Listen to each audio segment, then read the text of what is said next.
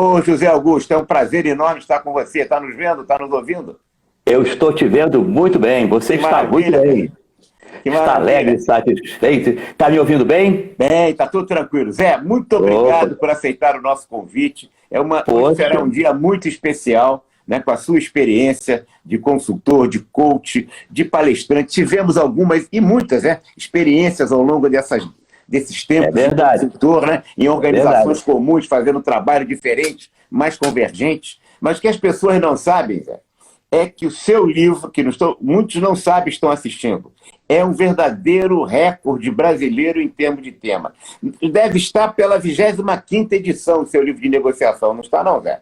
Acertou, você tem o dom da adivinhação, Não hein? é adivinhação, não. É porque eu acompanho e eu li na Ah, primeira que edição legal. e Ah, eu não vi todas as edições, mas algumas aham, outras que vi, eu estou vendo que você está sempre atualizando. É é. inacreditável um livro de gestão, de administração, de negociação, que atinge a 25ª edição. Isso te torna o intelectual, o professor, o coach, o consultor mais importante do Brasil nesse tema, não tenho dúvida, porque ninguém chegou perto de você, né? Não tenho É, dúvida disso. um livro com 25 edições, eu acho que não tem ninguém, Não né? tem, não. Não. Não tem, não. Né? É impressionante. E eu fico, portanto, a gente trabalhar com você hoje nesse tema. Vamos usufruir muito da sua experiência, né? E também recomendar o livro. Você vai Mas, me falar desse livro. Como é que foi esse livro? Como é que você começou? Como é que foi isso. isso? Vamos falar isso tudo, mas em primeiro lugar, eu é que me sinto honrado de estar com você, não é verdade? Pô, Obrigado. é uma honra minha Muito e obrigado, sou Zé. profundamente grato a você, né? Porque a gente está aqui, né? Então, isso tudo começou, na realidade, eu quando comecei, eu não comecei com negociação. Eu comecei com desenvolvimento de equipe. Eu estive nos Estados Unidos, né, e fiz um treinamento de algumas disciplinas de comportamento organizacional. Eu tive um professor fora de série chamado James Clemens. O James Clemens era fantástico. Então, o que eu aprendi, na realidade, o que eu uso, eu aprendi muito com ele. Com ele eu aprendi, né, sobre várias coisas, sobre aprendizagem vivencial. Ele tinha uma experiência espetacular. E eu comecei então com dinâmica de grupo. Foi quando eu comecei aqui, era dinâmica de grupo, eu treinava grupos. Mas começaram a surgir inúmeras oportunidades de negociação, e aí eu fui passando, a gente vai passando gradativamente, e hoje eu não faço mais dinâmica de grupo, embora a dinâmica de grupo seja a minha base. Eu ainda tenho a minha base, porque quem conhece dinâmica de grupo conhece relacionamento, conhece tudo que tem direito, né? Sabe fazer reunião. Então a dinâmica de grupo para mim é uma disciplina espetacular. E uma outra coisa que eu faço junto é processo decisório. Então eu trabalho junto, dinâmica de grupo e processo decisório são as minhas bases de negociação. Tem essas coisas que estão por baixo. E processo decisório é uma disciplina fundamental, né?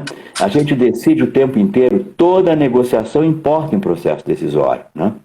Pois Então é, são essas duas só bases. para avisar para as pessoas que não tinham entrado, você está com seu livro de negociação na 25ª edição. Quero cumprimentar um companheiro nosso do Piauí, né? Rodrigo, Ah, que entrou agora, também as beleza. pessoas também de todo o país, né? Então, Ah, isso é muito bom. 25ª edição é fantástica, é sensacional, e você se Isso. baseia, então, no processo de dinâmica de grupo, que foi muito esquecido nos cursos de administração e também nos seminários da empresa, e também processo decisório. As pessoas estão Isso, ficando muito mecanicistas, né? No exatamente. ensino de administração e se abandonam esses dois pilares em que você se sustenta, então, para fazer o processo de negociação e que você vende muito, porque senão a editora não estaria produzindo tantas tiragens assim. Pois é, né? Mas tem uma outra coisa interessante, porque foi a Exame que fez uma divulgação dos 10 melhores livros de negociação para empreendedores, e o único livro brasileiro, de autor brasileiro, é o meu. Os outros são Harvard, essas coisinhas assim, né? É importante. Né? Essas coisas menos importantes, Harvard, Wharton, essas coisas. Não, é preciso se dizer as coisas, se esclarecer, porque nem todos sabem, nem todos conhecem o livro, apesar de tantas edições, porque as pessoas estão muito centradas, né, nos modismos americanos recentes que não têm a qualidade, né, em que você se sustenta nesse livro, que você diz que foi beber os princípios e os fundamentos iniciais nos Estados Unidos também, num curso de dinâmica de grupo e processo decisório. Que você foi evoluindo com isso, né? Com a sua Essa foi a minha base. E de lá eu estudei, porque uma outra pessoa que eu vou me valer é do Kurt Lewin, porque foi o Kurt Lewin quem, não é? Kurt Lewin é uma figura, é um gênio, foi ele que... Olha aqui, ó, poucos professores de administração conhecem, você está falando, eu falo Kurt Lewin, mas é Kurt Lewin, e o campo de forças. Tem gente aí que fala de SWOT como se fosse uma coisa absolutamente novinha, esquecendo que Kurt Lewin nos trouxe isso na década de 40. E continua absolutamente atual. O Kurt Lewin é fora de sério, né? Uma das minhas referências básicas, né?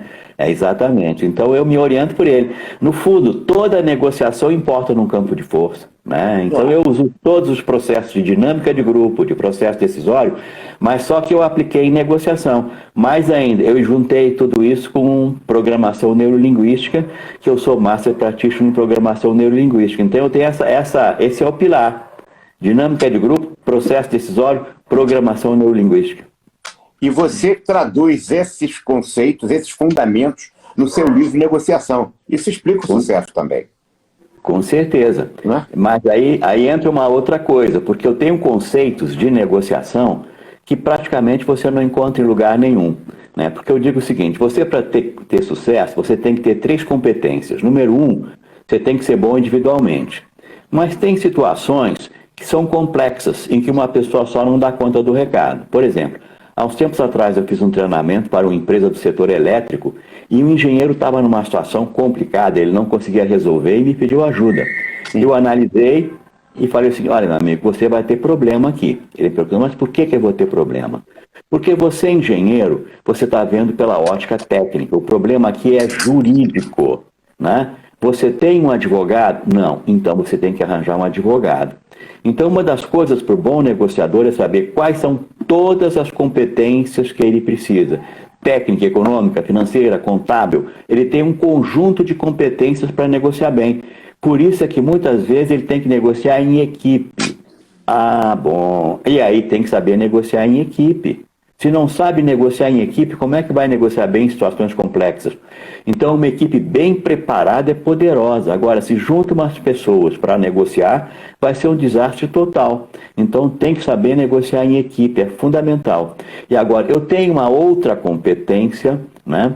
Que aí você não... Em equipe você ainda encontra muito raramente, mas... Olha, ô Zé, todo mundo fala em desenvolvimento de equipe, mas é o que se faz mais é o individualismo, né? E para quem tem um prego, o martelo é sempre a solução, né? É o engenheiro querendo resolver o problema de direito como se fosse problema de engenharia. Pois é. Ele fica perdido. Né? Quem não conhece o assunto pelas óticas, né, não sabe separar o verdadeiro do falso brilhante. Como é que ele vai saber o que está envolvido? Né?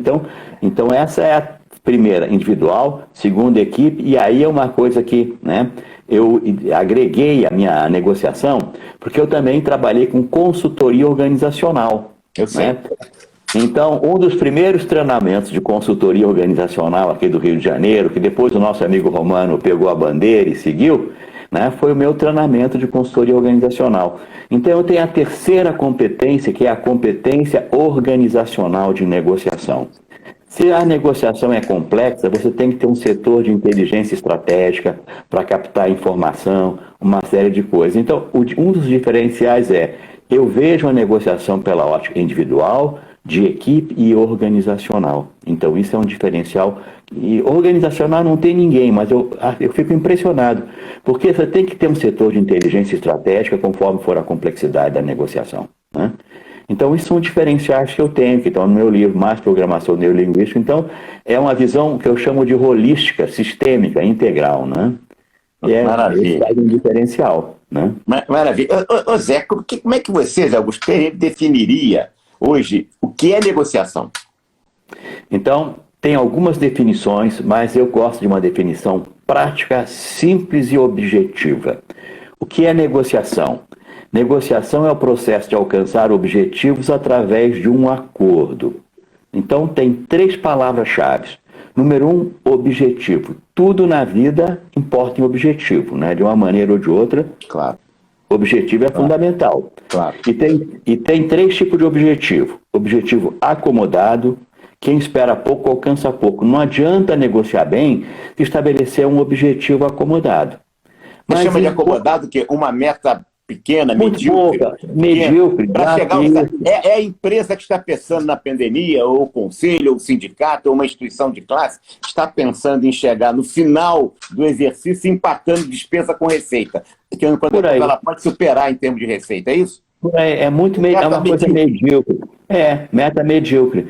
Então, se tem uma meta medíocre, não adianta negociar bem, porque vai chegar com competência à mediocridade. Então, é a primeira coisa. Mas, em compensação, tem gente que tem objetivo estratosférico. Claro. Porque acha que pode tudo. O mundo tem limite, só que tem limite real e limite autoimposto. Então, quem tem objetivo estratosférico vai ter frustração. Então, a primeira coisa, o que é? Saber formular o objetivo. Isso é o beabá. Mas o que eu reparo, quando eu faço treinamentos de negociação, às vezes tem alunos que fizeram MBA, aquela coisa toda, eles não sabem traçar o objetivo. Wagner, eu fico horrorizado. Como é que uma pessoa que faz MBA não sabe traçar o objetivo? Entendi. Nessa mãe, é um negócio muito louco, né? É impressionante. Então, aí eles têm que saber traçar o objetivo é um ponto de partida. Agora, uma outra coisa importante né? Você tem que chegar ao objetivo através de um acordo, né? Então, tem vezes que eu não preciso fazer acordo, tem vezes que eu tenho que fazer acordo. Se eu quero ir ao cinema sozinho, eu não tenho que fazer acordo com ninguém. Se eu quero ir ao cinema com outra pessoa, um restaurante ou qualquer coisa, eu vou ter que combinar. Claro. Então, negociação é uma combinação, né? Então, sempre que você tem um objetivo e você tem que fazer uma combinação, então você vai ter que fazer... E essa combinação importa em saber comunicação. Né? Comunicação é uma das bases do relacionamento. Tem que saber comunicação, tem que saber linguagem, tem que saber o que é linguagem genérica, o que é linguagem específica. Né? Uma das coisas que eu ensino nos meus cursos é as pessoas a lerem jornal. Porque o jornal fala coisa muito genérica. Olha, as pessoas vão, o fulano pensa. Né? Uma porção de coisas. Se um negociador entrar nisso, ele se ferra. Ele vai entrar. Isso é linguagem hipnótica. Quando uma pessoa quer hipnotizar alguém, usa essas coisas genéricas. Você vai se sentir bem, você vai sentir uma sensação confortável. Né? É verdade. Exatamente isso. Pois não há dúvida. Agora, o objetivo irrealístico, ou estratosférico, como você chamou, leva certamente à frustração e à decepção, né? E o objetivo medíocre, acomodado, como você chamou, leva a resultados absolutamente muito aquém, muito abaixo do que a organização, a pessoa, ou o grupo, a equipe poderiam alcançar. Seria isso, Zé? Exatamente, você tocou no ponto principal. Negociação é para alcançar o objetivo, saber formular o objetivo é o ponto de partida. Então lembrar que o bom é específico, é mensurável, alcançável, relevante. É aquela sigla que as pessoas usam no SMART, específico, mensurável, né? Tem uma sigla que vai dizer, olha, o objetivo tem que ser assim. Então a primeira coisa, saiba formular o objetivo. Isso é o beabá de tudo na vida, né? E o objetivo é tão importante, o objetivo, que tem uma história do Viktor Frankl. O Viktor Frankl foi um psiquiatra austríaco e foi internado num campo de concentração nazista. E uma das coisas que ele descobriu é o seguinte: as pessoas que tinham mais chance de sobreviver, as que tinham objetivo e visão do futuro. Então o objetivo é foco no objetivo, o objetivo é fundamental. Agora, depois então, é o que eu quero, depois como eu vou alcançar esse objetivo. Então, se eu tenho que fazer um acordo, eu vou ter que negociar. Se eu não preciso fazer acordo, eu não tenho que negociar. Então, às vezes, eu não preciso negociar com ninguém. Eu alcanço o meu objetivo de N processos. Claro. Mas, muitas vezes, eu vou ter que negociar. Né? Então, isso é uma coisa importante em termos de objetivo. Pois é, a consciência da defasagem, então, entre o que eu sou e o que eu quero ser, me estimula para poder fazer esse processo, desse lapso, desse distância, desse gap. Essa tomada de consciência que nos mobiliza no sentido de alcançar aquele ideal, aquele objetivo, aquele propósito que se quer alcançar. Né? Se nós não tivermos objetivo focado, a gente ficamos perdidos, não é isso? Vira nau sem rumo. Nau sem né? rumo. Tem muita gente... um país meio tupiniquim como o nosso nesse momento. Né? Mas por isso é da minha conta. Então recapitulando, Zé, a questão do processo decisório, a questão da dinâmica de grupo é fundamental, né? A questão da neurolinguística, é importante de entender os processos relacionados, né? A fixação de objetivo e como alcançar isso. Isso. Então, esse é o primeiro. Então, eu tenho que ficar muita clareza onde eu quero, onde eu tô, e aí que entra o campo de força. Tem força impulsionadora e força restritiva. Tem gente que acha que isso é novo, Marcelo. Tem gente que acha que isso é novo. Estão ensinando, em professores que estão nos ouvindo aqui, acho que estão ensinando uma novidade com o SWOT. É só para lembrar que o Kurt Lewin é de década de 40. Mas ele era um gênio, né? Um gênio. Mas eu acho incrível. Agora, porque só que pouco ensinado. Ninguém diz que que o SWOT é do Kurt Lewin, no campo de força. Né? É muito importante ver nem ler. Aliás, aqui para nós, hein, mais na área que me afeta, é igual a hierarquia das necessidades de Maslow. As pessoas não conhecem sequer o livro do Maslow e ensinam o Maslow. E também como os princípios do Fordismo. Falam do Fordismo sem nunca entender e ter lido o livro do Ford. Estou falando... É um negócio maluco esse troço. Os caras do MBA que não sabem fixar objetivo, você veja que a situação nossa na gerência... Tem outro que acha que se o cara é bom de logística, ele pode ser ministro da saúde. Cara, bom de logística é bom para dirigir o departamento de logística, porque o ministro da saúde tem que cuidar de políticas públicas de saúde, não é de logística. Logística é uma função para ele fazer políticas públicas. Né? E vai ter que saber negociar muito bem também, hein? Claro. Vai ter muitas... Claro. Vai ter muitas negociações. E aí uma outra coisa que eu uso é a teoria geral dos sistemas. Sim. Bertalanffy.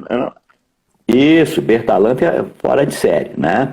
É a entrada, processamento, produto. Então você negocia na entrada da empresa, nos insumos. Você tem que se negociar bem, você tem que saber comprar insumo. Quem compra mal vai vender mal, porque não adianta o resto. Então você tem entrada, você tem processamento, que são negociações internas. O que tem de negociação interna numa empresa é uma coisa tremenda de negociação interna. E se as negociações internas não forem bem feitas, aí você não vai ter sinergia, porque uma das condições para uma empresa ter sinergia é fazer negociação interna muito bem feita. Se não souber, não vai conseguir. E você tem, então, entrada, processamento, produto, você vai ter que vender, né? Vai ter que negociar. Então, negociação está em na organização tem negociação do princípio ao fim, não tem jeito de não estar negociando. E o que eu me dou conta é que nem sempre as pessoas têm essa consciência da importância da negociação. É impressionante, né? Como as pessoas não costumam ter consciência de como negociação é uma das competências mais importantes, ela é necessária. Veja bem, ela tem, número 1, objetivo. Tudo tem objetivo. Agora, se eu preciso de acordo, vou negociar. Se eu não preciso, não vou negociar. E agora tem a terceira palavra-chave, que é processo. Processo é sequência. E processo é um conceito de Kurt Lewin. Kurt Lewin descobriu e divulgou, né? E você tem que seguir os passos. Toda negociação tem 3 momentos. Quais são? Projeto, preparação, reunião de negociação, controle e avaliação. É o processo. Então você tem projeto, preparação, reunião de negociação, controle e avaliação. E que você tem que saber seguir muito bem, você tem que ter um domínio muito grande desses passos todos. Porque começa por onde? Pelo projeto e preparação. Né? Então aí é que entre vários, aí, né, muitas coisas as pessoas dizem, né, a maioria das negociações é ganho ou perdida de acordo com a qualidade da preparação. E aí depende da situação. Tem negociações que são simples, tem negociações que são complexas. Nas negociações que são simples, eu uso o Sun Tzu. Né? Eu uso o Sun Tzu. Né? Maravilha. Porque aí você tem que preparar pela sua ótica e a ótica do outro. O Sun Tzu recomenda isso, prepare pela sua e do outro. Mas nas negociações complexas, Sun Tzu não basta. E aí eu criei uma outra coisa chamada matriz de preparação. Sim. A matriz de preparação, ela tem linhas e colunas. Nas colunas ela tem o Sun Tzu, eu, o outro e neutro. Eu coloco um neutro, que aí vem de programação neurolinguística. Sim. Na programação neurolinguística manda que você compreenda a realidade por essas óticas todas. sua, do outro e neutro, né? E aí eu vou usar o Prigogine. Prigogine fala de probabilidade, né? O que diz o Prigogine? A era da certeza acabou. Então eu preparo pela minha ótica do outro neutro e uma otimista, provável e pessimista. As pessoas têm que se preparar para o pior, porque quem não se prepara para o pior, se vier o pior, ele vai ter uma surpresa desagradável. E qual é a pior coisa que pode acontecer para um negociador? É ele negociar com uma pessoa competente e trambiqueira. Se ele negociar com uma pessoa competente e trambiqueira, é o pior que pode acontecer. É terrível isso. Isso é comum, hein, Zé? Isso é bastante comum. Tem trambiqueiro aí de dado em pau, né? Pois é, mas eu sinto a coisa mais horrorosa, uma das coisas piores que já teve com isso, foi uma negociação do Hitler com Neville de Chamberlain. Sim, né? Sim. O acordo de paz em 1938, quando Neville de Chamberlain... Muito grave, né? Pois é, vai negociar com Hitler em Munique, volta para Londres, crente que estava abafando, que tinha feito uma negociação espetacular, uma negociação fora de série, chegou em Londres, mostrou o acordo, foi saudado, é um grande herói, negociou com Hitler. 6 meses depois, Hitler invadiu a Polônia. Logo, Hitler fez o que a gente chama de falsa negociação. Então, os bons negociadores compreendem todos os trambiques que são usados contra ele. Porque, às vezes, tem curso de negociação que ensina a pessoa a ser boba, ser ingênua. Pensa só em ganhar. Mas espera um pouquinho. Quem quer te passar a perna sempre vai dizer que é um ganha-ganha. Quem é que vai te passar? Olha, eu estou te passando a perna. Não, é um ganha-ganha. Então, você tem que saber se ele está agindo. Não é o que a pessoa fala, é como a pessoa age que importa. Se você não souber diferenciar palavra de ação, você nunca será um bom negociador, né? Então você tem que conhecer todas as táticas, e tem muitas táticas. Eu ensino a tática do coitadinho. A tática do coitadinho é uma das táticas mais violentas, porque gera sentimento de culpa no outro. Olha, você tá me maltratando, você está me explorando. Então, no meu livro de negociação, eu tenho táticas éticas, táticas não éticas, eu tenho entre o total de táticas, umas 30 táticas, que é importante você conhecer. Né? Se você não conhece táticas, como é que você vai saber se a pessoa está te enganando ou não? Né? Entendi. Então, essa é a minha visão de negociação. Ela é holística. Ô Zé, legal. Quer dizer, para aqueles que chegaram agora na live mais tarde, nós estamos conversando com o José Augusto Vanderlei, que tem um livro de negociação, com que ele está falando, que tem na 25ª edição. Quer dizer, que já foi citado como os 10 melhores livros de negociação pela Exame. Está aí o seu livro. Posso nós mostrar. Estamos fazendo mais do que não. Nós estamos fazendo difusão da competência dos colegas administradores, dos profissionais em geral, não precisam ser só administradores, que precisam de ter esse conhecimento de fácil acesso através do seu livro, porque esse está sempre atualizado, incluindo, né, toda essa experiência, esses fundamentos do passado, como você explicou. Por que a negociação, então, é uma competência fundamental, Zé Augusto?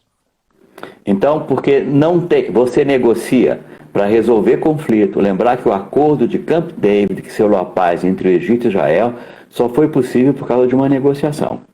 Isso é a primeira coisa. Claro. Você negocia internamente na empresa, você negocia para comprar, você negocia para vender. E o próprio casamento é uma negociação. Claro. Eu vejo, às vezes, pessoas falando de casamento, como é que melhora o casamento. No fundo, ela está falando de negociação, gente. É incrível. Ela não diz que é negociação, dá um outro nome, né? Mas eu já tenho visto aí algumas pessoas falando, olha, e tem milhares de pessoas que veem o tal do curso do casamento, que é uma negociação. Né? Vamos fazer a DR, né, Zé? Fazer a discussão de relações, né? Acaba sendo um processo de negociação. Hein? Claro. E aí a pessoa fala, não, porque eu combino com a minha mulher que eu lavo o prato. Essa combinação é uma negociação. Ele faz negociação o tempo inteiro. Né? Então, é aí que tem uma coisa básica, que não pode ser negociação barganha. Tem que ser negociação, solução de problema. Então, um bom negociador sabe que tem 4 formas de conduzir uma negociação. Forma número 1, barganha agressiva. É pau na moleira, não tem conversa. O comprador usa, você compra mais barato em supermercado, por quê? Porque o comprador usa barganha agressiva, não tem conversa. Né? Quem viu aquele filme Uma Linda Mulher, O ator, ele representa uma pessoa que vive de barganha agressiva. Ele compra empresas e vende de barganha agressiva. Verdade. Então é uma forma de negociar. Ela é útil. Ela pode ser muito útil, mas em alguns contextos ela é péssima. Por isso que minha abordagem de negociação é situacional. Cada caso é um caso. Tem vezes que é pau na moleira, não tem conversa. É o que faz o comprador de supermercado. Você compra mais barato, ele negocia assim. Inclusive ele tem que negociar assim porque ele tem que comprar mais barato que o concorrente. Porque se ele for bonzinho, o concorrente comprar melhor que ele vai à falência. Então ele tem que comprar, ele tem que ser barganha agressiva mesmo, né? É uma forma. Agora, ela vale para toda a situação? Resposta, não. Por quê? A pessoa que compra e vende automóvel, se for negociar barganha agressiva, não vai vender um automóvel sequer. Ele tem que negociar de barganha suave, ele tem que ser agradável, ele tem que ser gentil, né? É uma outra coisa. E tem situações que mais ou menos está bom. Então, às vezes, se você tiver que comprar uma matéria-prima, que se você não comprar logo, vai parar o processo de produção, o que é melhor? Você comprar mais ou menos ou ficar negociando e faltar matéria-prima e interromper o processo de produção? Claro. Então são 3 tipos de barganha. Primeiro, barganha agressiva. 2, barganha suave. 3, barganha intermediária. Tem que saber as 3. Cada caso é um caso. E qual é a quarta forma, que é fundamental, que é a solução de problema? Então, solução de problema, você junta as etapas do processo de solução de problema com a negociação, né? Então, quem primeiro sacou isso, isso foi um insight do pessoal de Harvard. O pessoal de Harvard sacou isso, né, da negociação como um processo de solução de problema. Sim. E aí, quando eu fui estudar Harvard, que eu fiz treinamento com Roger Fisher e Inyauri, eu descobri uma coisa muito simples, que eu posso ir além de Harvard, se eu usar a análise de valor do Lawrence Miles, se eu usar uma série de outras coisas. Então eu uso Harvard e mais processo decisório, solução de problema, brainstorm e outras coisas tantas que, né, que não tem em Harvard, mas que... E Harvard eu cheguei a uma conclusão que eu tenho uma divergência com Harvard. Porque Harvard fala, a minha metodologia é sempre a melhor, ou seja, solução de problema é sempre melhor. Eu digo, não, solução de problema às vezes é melhor, às vezes não é melhor, né? Entendo, claro. Por que a negociação estabelece determinados fatores? Quais são os fatores, né, da negociação que levam... ou quais são os fatores, os elementos fundamentais, é melhor dizendo, que levam ao sucesso de uma negociação? Então, o que vai levar ao sucesso de uma negociação? Eu construí um chamado modelo integrado de negociação. Vejam bem que quando eu construí esse modelo, eu estava em dinâmica de grupo. Mas eu comecei a trabalhar com dinâmica de grupo, depois eu comecei a trabalhar com liderança e outras coisas, e eu descobri que todas essas disciplinas tinham uma estrutura em comum. Negociação tem estrutura em comum com dinâmica de grupo, com liderança. E essa estrutura em comum tem 5 partes. Quais são as 5 partes da estrutura em comum? Primeiro, você tem que conhecer o assunto ou o negócio. Isso é a primeira coisa. Quem não conhece o assunto, está fora. Depois é o conceito de processo. Toda negociação é um processo em que você tem que conhecer as etapas, o ciclo, e tem que saber estratégias e táticas. Né? Estratégias e táticas são sempre presentes, informação, tempo e poder. Depois você tem que entender de relacionamento e comunicação. Então, conhecer o assunto, processo, relacionamento. E o quarto fator, né, é o meio ambiente. Você tem que entender muito de meio ambiente. Eu considero que deve considerar 3 meio ambientes. O meio ambiente dos negociadores, o meio ambiente que está acima dos negociadores, que estão as pessoas que têm autoridade sobre esses negociadores, e o mundo em geral. Então você tem 3 meio ambientes.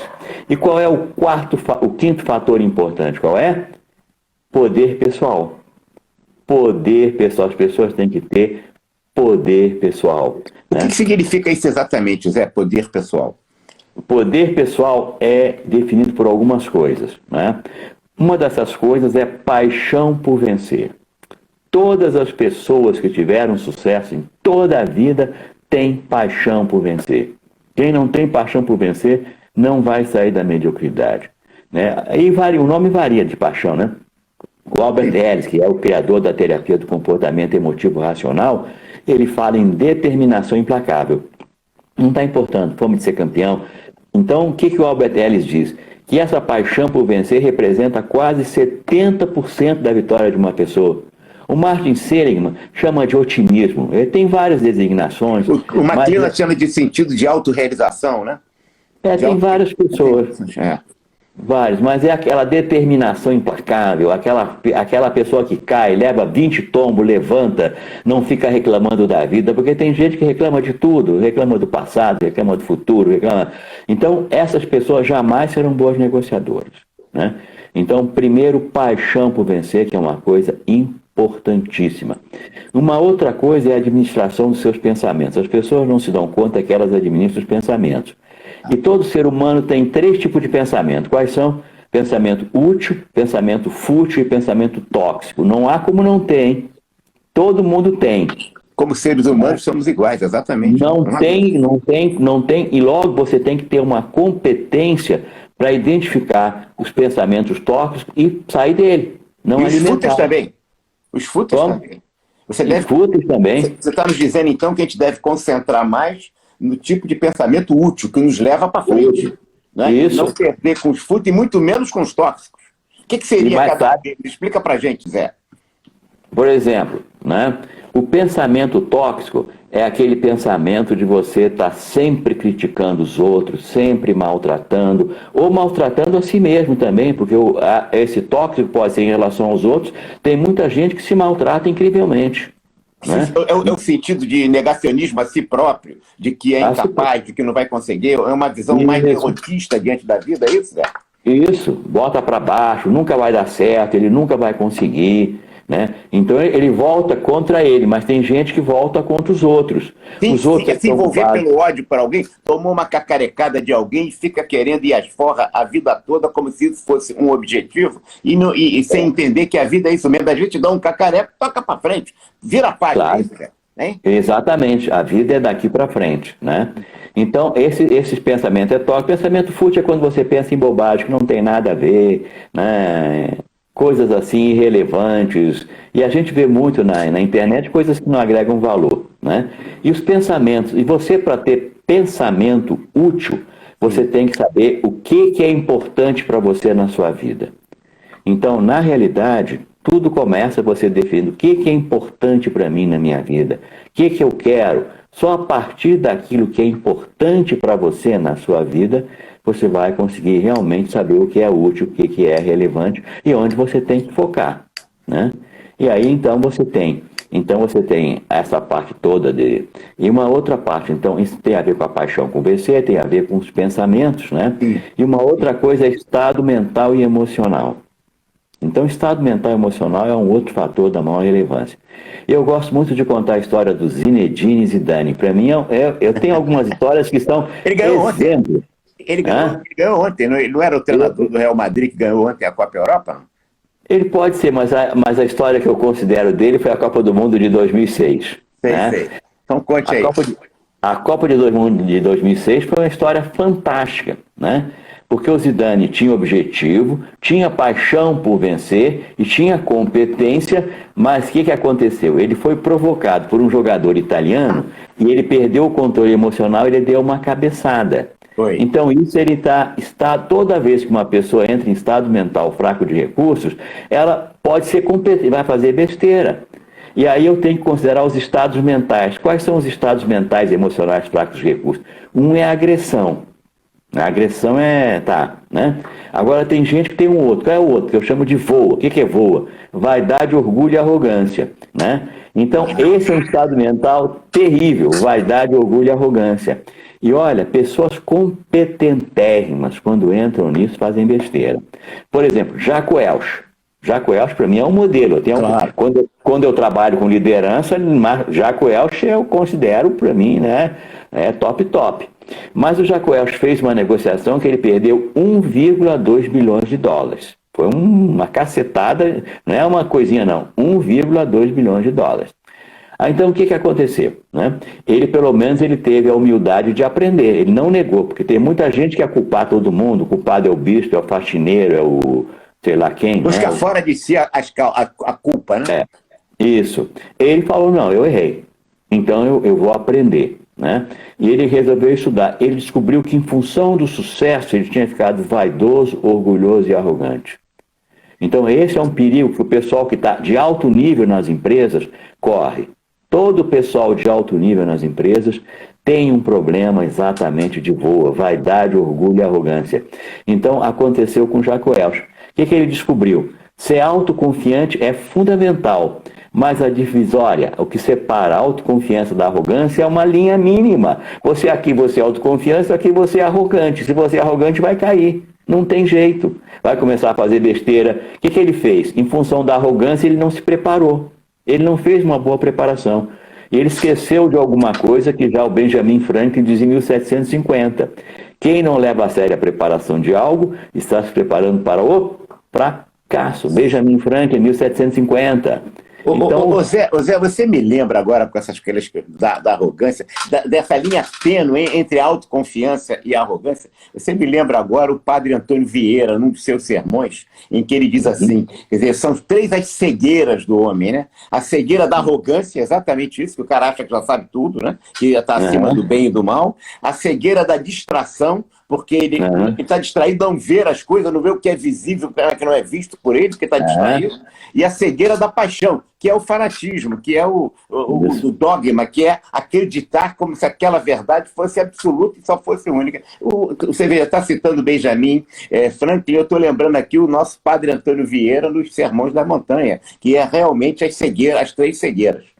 Também já nos dizias isso, né? O que significa que gestão e negociação não estão apenas no livro do Zé Augusto Vanderlei, mas estão lá também porque ele se retrata exatamente a isso. Mas autores, é preciso se fundamentar nessa narrativa do homem, na contribuição que ele tem dado ao longo do seu tempo, não é isso, Zé? Exatamente. Então eu estudei, na realidade eu estudei o sucesso de toda a história da humanidade. Claro. Né? O sucesso, na realidade, eu comecei a estudar com as pirâmides de Quéops. Quéops, Emil Nu, né, considerado o primeiro grande administrador, é o primeiro engenheiro, é o primeiro construtor, aquela coisa toda. Então, Emil Nu usa princípios que são usados por Benjamin Franklin, foram usados pela NASA, é usado por todo mundo. Então, existem princípios universais, né? Então, eu treino as pessoas nos princípios universais do sucesso. Então, é básico que você compreenda esses princípios. Agora, compreenda e internalize. Você não adianta só saber. Negociação tem competências que são cognitivas. Matemática financeira é cognitivo. Você saber o Excel é cognitivo, né? Mas agora, a competência de negociação ela é cognitivo-comportamental. Quer dizer que você tem que treinar até adquirir competência. Esse é o ponto básico, adquirir competência. E aí tem um cara que eu gosto muito, o Malcolm Gladwell. Malcolm Gladwell, eu gosto demais dele, que ele estudou as pessoas fora de série, né? Ele estudou quem era fora de série. Ele fez uma constatação, ele estudou estudou nos esportes, na música, na administração, estudou em tudo. E ele concluiu uma coisa seguinte: as pessoas que são fora de série são pessoas que treinaram muito mais. Você quer ser fora de série, você tem que treinar muito. Então ele cita até os exemplos dos Beatles, ele mostra exatamente os Beatles, porque os Beatles treinaram muito, eles eram de Liverpool, um conjuntinho Michuruca, mas eles receberam uma oferta para fazer em Hamburgo. Então eles foram tocar em Hamburgo. Em Hamburgo era um daqueles inferninhos, eles tinham que tocar a noite inteira, gente fazendo barulho e pedindo as músicas mais malucas. Então eles tiveram que se virar, e quando eles fizeram isso, esse foi o treinamento deles, foi em Hamburgo, né? Então o Malcolm mostra várias pessoas assim que são fantásticas porque treinaram. Então quem não treina, sabe quando vai ser competente em negociação? Nunca. Ou seja, quer dizer que é muita transpiração, como é um verdadeiro lugar, e um pouquinho, 1% de 2% de inspiração. Não é a inspiração que faz a diferença, mas é muita transpiração também. Ou as duas coisas se somam. Como é que é isso? No meu livro, eu já considero, eu junto as coisas. Sim. Eu digo que a primeira coisa é a lucidez e discernimento. Porque sem lucidez e discernimento, você vai transpirar errado. Sim. Tá? Então você tem que saber naquilo que não é necessário. Isso. Então vai fazer certo o que não deve ser feito. Vai fazer bem feito o que não deve ser feito, é isso? É aquele nosso conceito de eficácia e eficiência. Tem gente que é eficiente, mas numa coisa que não tem nenhuma importância, né? Gasta um tempo tremendo. Né? Então, isso é uma das primeiras coisas que você tem que saber. A primeira coisa que eu considero a transpiração fundamental. Por isso que eu considero, é um conjunto, por isso que a minha abordagem é holística. É todas as condições necessárias. É como uma corrente. Uma corrente tem vários elos, mas uma corrente é tão forte quanto o elo mais fraco. Se o elo mais fraco está na transpiração, é transpiração. Se o elo mais fraco está na lucidez, é na lucidez. Onde está o elo mais fraco? Né? Aí pode ser nas crenças. Tem muita gente que não tem sucesso porque tem crenças fragilizadoras. E a gente sabe que crença é uma outra coisa básica. Né? A gente vê o efeito voodoo e o efeito placebo. Então, crença é uma outra coisa básica. Se você não trabalha com crenças, dançou. Né? Tem gente que tem crença, e a crença é uma coisa que está arraigada lá no fundo, é muito antiga. A pessoa só age de uma maneira, a pessoa às vezes se sabota, não tem resultado, porque ela tem uma crença fragilizadora. Né? Essa crença vem da essência da própria natureza humana, né? Todo ser humano tem crença, né? Tem, mas só que é como que essa crença é implantada na pessoa, é na infância, é muito na infância. Então, na infância, é pai, mãe, amigo, não sei o que lá, né? Ele implanta. Então, levantar as crenças é uma coisa importante. Às vezes, para fazer uma boa negociação, mas aí já é um outro curso meu, não é o de negociação, é o de excelência de desempenho, né? Que eu tenho um outro treinamento, aí eu trabalho com crenças, essas coisas todas, né? Mas então em negociação, eu tenho que trabalhar com essas coisas todas, com crenças, porque as crenças podem fazer a diferença. Agora, qual é o outro ponto que eu considero? Eu faço uma analogia do ser humano com um computador. Né? Parece uma coisa interessante. Comparar o ser humano com um computador é um absurdo, mas é uma coisa interessante. O computador tem um hardware, o ser humano tem um corpo. O computador tem um sistema operacional, o ser humano vai ter o pensamento e a emoção. E tem aplicativo. Negociação é um aplicativo. A pessoa tem que ser boa no aplicativo. Mas o sucesso começa pelo hardware. E aí tem coisas que eu só sinalizo para as pessoas para elas buscarem outros consultores, mas eu oriento quem elas têm que buscar. Né? Então, quando você fala de corpo, eu uso a sigla SREDP. O que é um S? SRED, S-R-R-E-D-P. O primeiro S é sono. Pode parecer incrível, né? Mas quem dorme mal negocia mal. Né? Se você está cansado, estressado, como é que uma pessoa cansada, estressada vai negociar bem?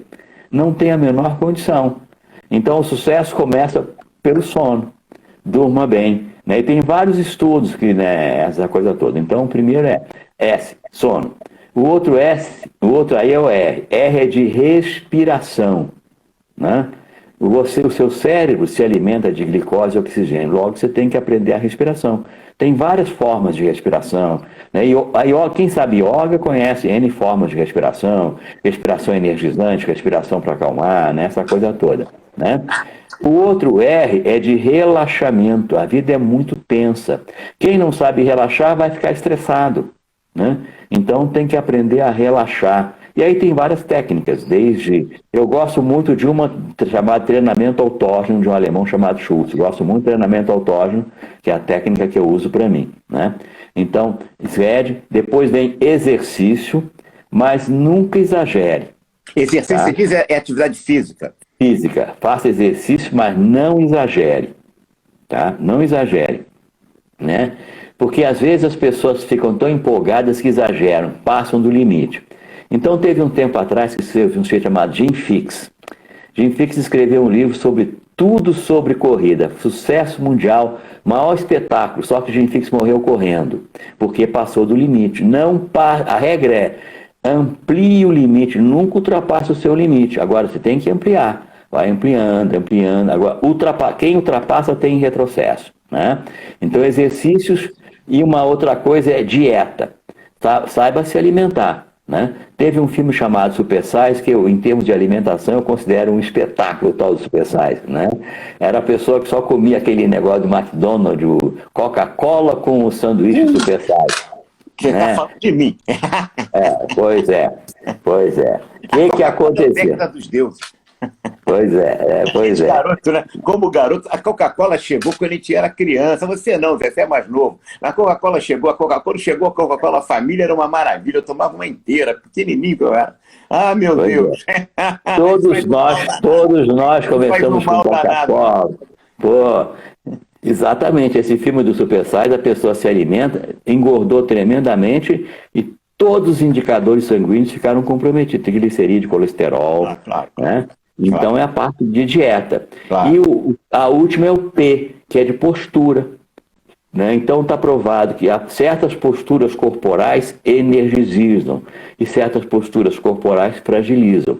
Se você vê uma pessoa deprimida, ela tem uma postura corporal para baixo, olha para baixo. Claro. Né? É verdade. Então, por isso que eu digo, sucesso começa pelo corpo. E aí essa é a minha sigla, SRED-P. Sono, respiração, relaxamento, exercício, dieta e postura. Tá. Depois tem o seu sistema operacional, que aí vai ter coisas que nós já falamos de qualquer maneira, né? Que é o pensamento. E é só lembrar que Buda já falava em, sei lá, 400 anos de Cristo, tudo que somos é resultado do que pensamos. Né? Buda, né, já falava isso. Mas aí tem o pensamento, vai ter a emoção. Né? E o ser humano é um ser emocional. Se ele não souber trabalhar com emoção, por isso que a minha abordagem é holística, não é uma coisa só. Sabe? Tem gente que trabalha, pega um ponto e fica naquele ponto. Não, você tem que ter uma visão global de tudo, que o sucesso é fruto de um conjunto de condições necessárias. Né? Então você tem que saber respeitar. Né? Zé, eu tenho visto aí, eu tenho usado muito isso, eu tenho visto muitas pessoas que não são homo sapiens, são homomaníacos. Pode ser. O que leva certamente a um insucesso no processo de negociação. Né? O homomaníacos, né? Que fica aquela mania, né? Que se deixa tomar pela emoção, né? Também. Né? Aí tem que ter cuidado, porque o que eu fico impressionado é que muitos treinamentos de negociação são feitos como se o outro negociador não tivesse estudado negociação. Ele usa umas técnicas de influência como se o outro fosse um bobo. Então você tem que treinar as pessoas como se o outro fosse o cara mais esperto do mundo. Claro. Quer treinar bem? Você vai negociar com um cara, não com um bobo. Tem que ter curso de negociação, que tem posturas colaborativas, não sei o que lá. Não sou contra a colaboração, desde que não seja ingênua. Claro. Desde que não seja tola.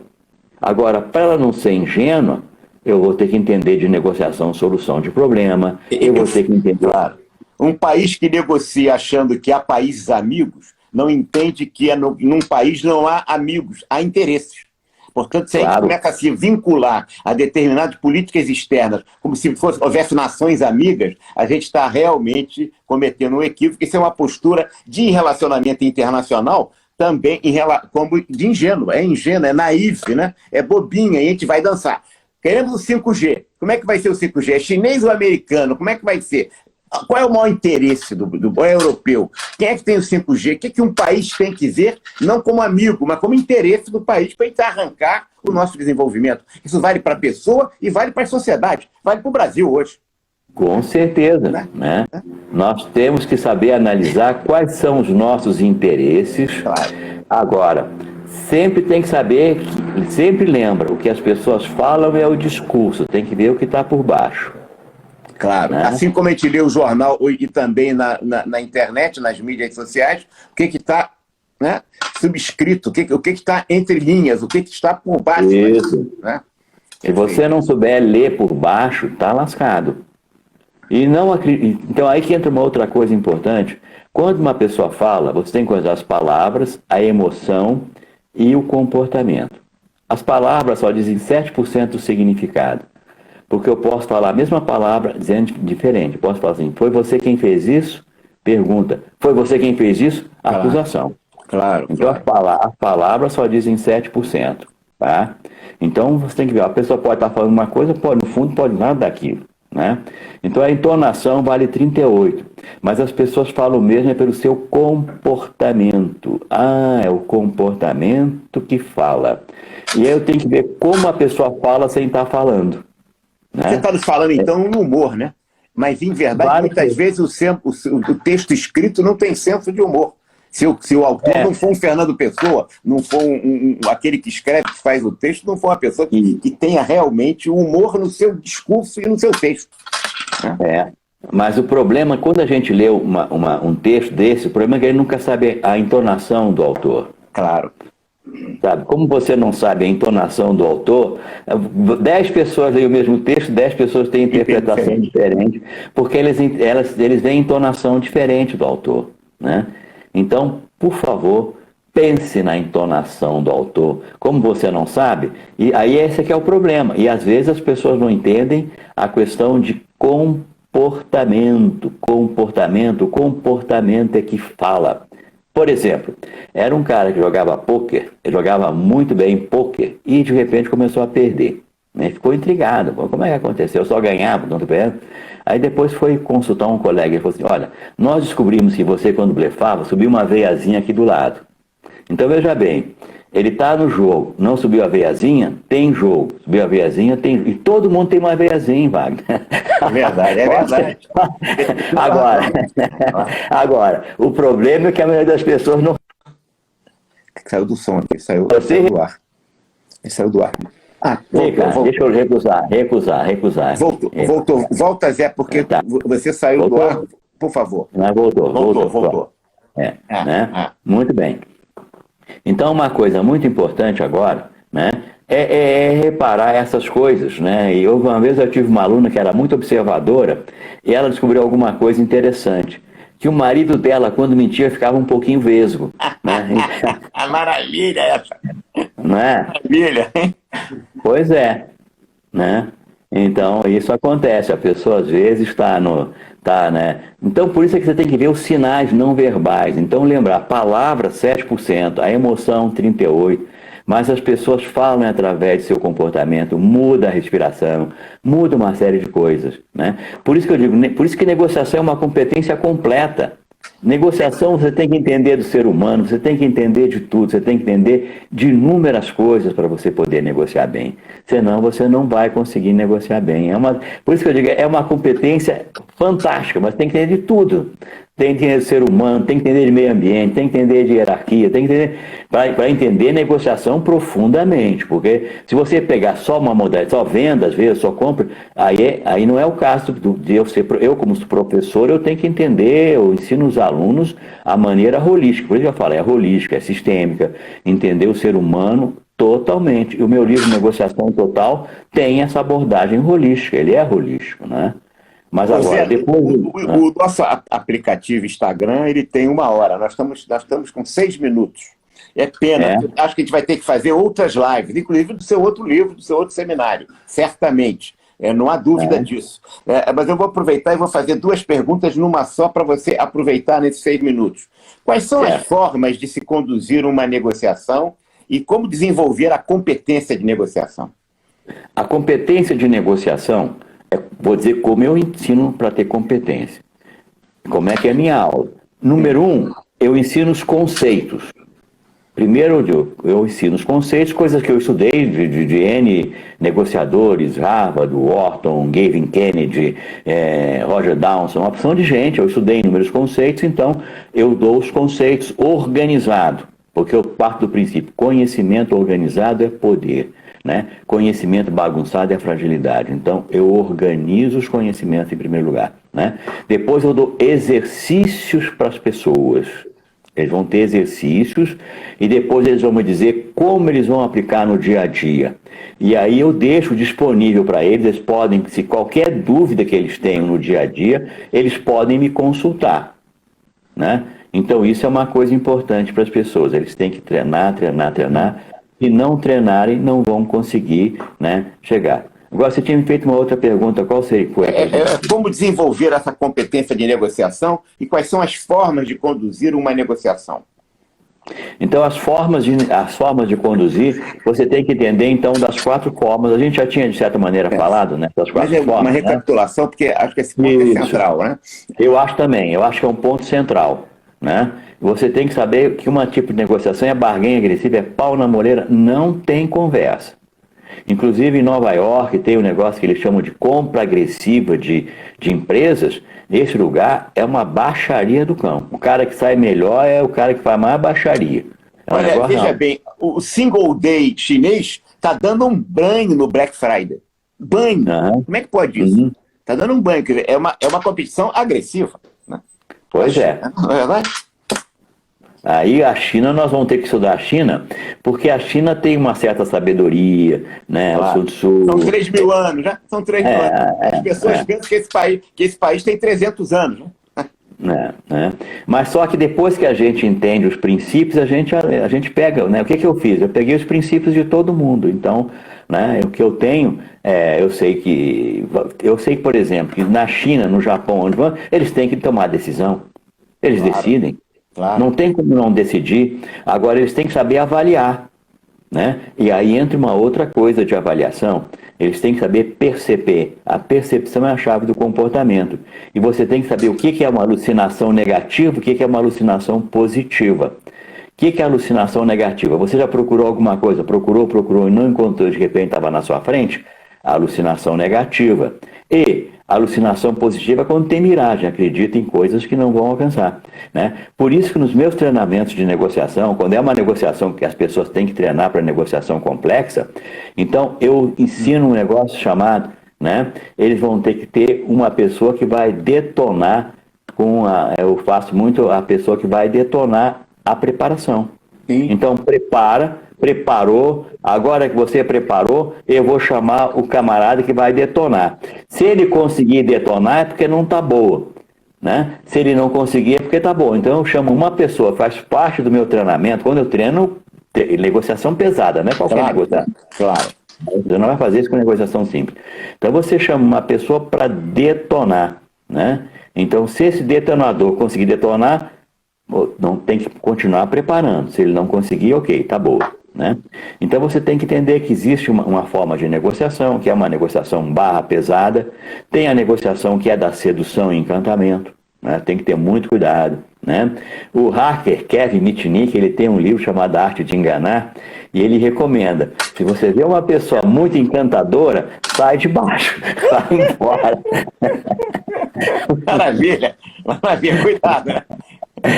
Se você viu o encantador, meu amigo, pode sair fora, tá doido, né? Então isso é uma coisa importante, cuidado com os encantadores, né? Então são coisas que você tem que saber. Então você tem que saber sedução, mais ou menos, você tem que saber solução de problema, que é a forma para algumas coisas, como eu disse, o Tratado de Paz de Camp David foi feito exatamente com a negociação, solução de problema. Né? Então, às vezes, essa é a forma de negociar. Outras vezes não é a forma de negociar. Por isso que a minha abordagem não é o modelo ideal que é do Harvard. Harvard é modelo ideal. Harvard é sempre o melhor. Não. Às vezes Harvard é melhor e eu acrescento Harvard, dá outras coisas. Vou acrescentar o Lawrence Miles e outras coisas. Pois é que nós estamos faltando o minuto final e, infelizmente, se a gente chegar a bater 1 hora, sabe que o Instagram nos corta. Para as suas considerações finais e a certeza de que vamos ter que voltar a outras lives, porque foi muito importante os ensinamentos, a tua experiência, quer dizer, e eu recomendo sempre, para aqueles que chegaram atrasados, o livro Negociação Total, de José Augusto Vanderlei, que está na 25ª edição, certamente um dos 10 melhores livros do mundo sobre negociação, feito por um colega brasileiro que está aqui ao vivo e a cores conosco. Pois não, Zé, você para o seu encerramento, e muito obrigado mesmo pela sua participação. Eu é que te agradeço, me sinto muito honrado por ter te sido convidado. O que eu digo é o seguinte, desenvolva competências e saiba, as pessoas que vão se sair melhor quando passar essa pandemia, ou mesmo na pandemia, são as pessoas que desenvolveram competência. Competência é a palavra fundamental. E lembrar que desenvolver competência tem que pagar o preço. Muito obrigado. Tem que pagar o preço, é claro. Tem ônus e bônus, tem que pagar isso. Muito obrigado, Zé, antes que nos corte. Eu que te agradeço.